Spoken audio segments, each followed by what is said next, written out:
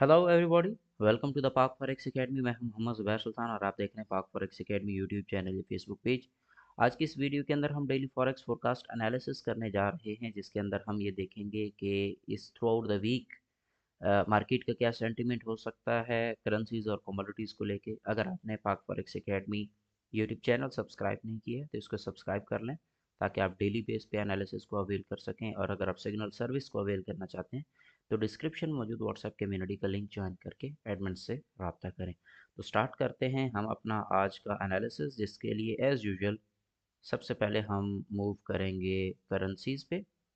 Last time हमने AUD USD के अंदर सेल साइड के ऊपर मार्केट को देखा था और market as per our analysis यहाँ से सेल डायरेक्शन को मूव की।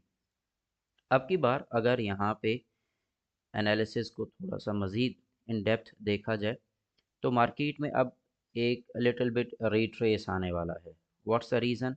यहाँ नीचे देखें, आपको यहाँ पे सप्लाई कम होती दिख रही है। सप्लाई कम हो रही है एक ऐसे ट्रेंड के अंदर कि जब मार्केट अपनी सेल की रिट्रेस लेना चाह रही है तो इट मीन्स कि अब ये जो सेल का मूव आया खड़ा है, अब इसकी रिट्रेस का वक्त हुआ चाहता है। तो लिहाजा आज के दिन में जो आपके पास AUD USD है, इसके अंदर बाइंग रहेगी। मार्केट में ये एक लेवल पड़ा है, इस लेवल को मार्केट रिटेस्ट कर सकती है। मार्केट में ये एक लेवल पड़ा है, बट ओवरऑल AUD USD आपको बाय डायरेक्शन के अंदर दिखेगा। नेक्स्ट हमारे पास है जी यूरो USD। यूरो USD को हमने सेल साइड के ऊपर देखा था, और अब अगर मैं यहाँ से यूरो USD के अंदर अमाउंट ऑफ सप्लाई को देखूँ तो सप्लाई कंटिन्यूसली इंक्रीजिंग है।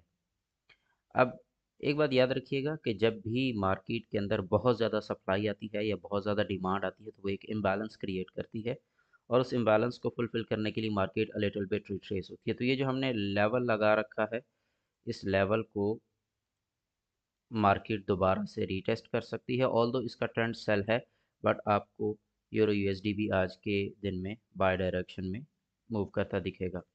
GBP USD इस वक्त अपना रिट्रेस मुकम्मल कर चुका है। यहाँ पे सप्लाई आने के बाद अब ये रिट्रेस में इसने डिमांड शो नहीं की। यहाँ पे हम इसका नेक्स्ट एनालिसिस क्या देखेंगे?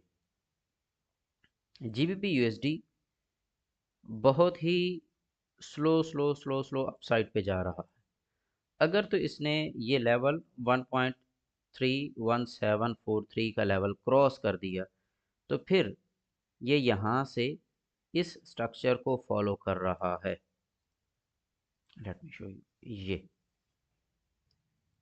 पर अगर ये मार्केट यहाँ से पहले रिट्रेस हो जाती है और आप जो इसका अभी इनिशियल ट्रेंड शुरू हुआ है इसको फॉलो करना चाहते हैं, सेल ट्रेंड, तो फिर आप इस लेवल के ब्रेकआउट का वेट करें। That is 1.307। 1.307 का जो लेवल है, ये एक बार मार्केट यहाँ से तोड़े तो ये अपने कंटिन्यूएशन के अंदर मूव करती जाएगी। आज चूँकि को एज सच कोई ख़ास न्यूज़ नहीं है तो मार्केट आपको टेक्निकल लेवल्स के पास पास ही रहेगी, यानी कि हो सकता है इस लेवल को टच कर जाए या इस लेवल को टच कर जाए। बट आज ब्रेकआउट दे के किसी डायरेक्शन को कंटिन्यू करना इज़ क्वाइट डिफ़िकल्ट। तो GBP USD में आज के दिन में आपको इवनिंग में कुछ मूव मिल सकता है, बट ओवरऑल स्लो रहेगी मार्केट। नेक्स्ट हमारे पास है जी USD JPY। USD JPY अपनी रिट्रेस तकरीबन मुकम्मल करने वाला है, जिसका लेवल हमने ऑलरेडी मार्क कर रखा है। मार्केट थोड़ा सा सेल आके दोबारा बाय उठेगी, लिहाजा USD JPY फिलवक्त बाय डायरेक्शन में ही है। आप इसको और किसी डायरेक्शन में ना देखें। यहाँ नीचे अगर अमाउंट ऑफ डिमांड को देखें तो वो भी काफ़ी ज़्यादा इंक्रीजिंग है। नेक्स्ट आगे बढ़ते हैं जी USD CAD की तरफ। USD CAD इस वक्त मार्केट में एक लिटिल बिट रीटेस्ट आने वाला है। मार्केट में ये जो ब्रेकआउट हुआ है, इस ब्रेकआउट का यहाँ से एक छोटा सा रीटेस्ट और फिर further direction continue. What's the reason कि मार्केट में ये जो डिमांड है ये मोर देन सप्लाई आई है। तो अगर डिमांड मोर देन सप्लाई आ जाए तो इसका मतलब ये है कि जो हमारा ब्रेकआउट है वो वैलिड है। तो अब की बार मार्केट यहाँ से रीटेस्ट करके फर्दर बाय डायरेक्शन को कंटिन्यू करेगी। नेक्स्ट आगे बढ़ते हैं XAU USD पे। XAU USD इस वक्त मार्केट में कंसोलिडेशन के फेज़ में आ चुका है।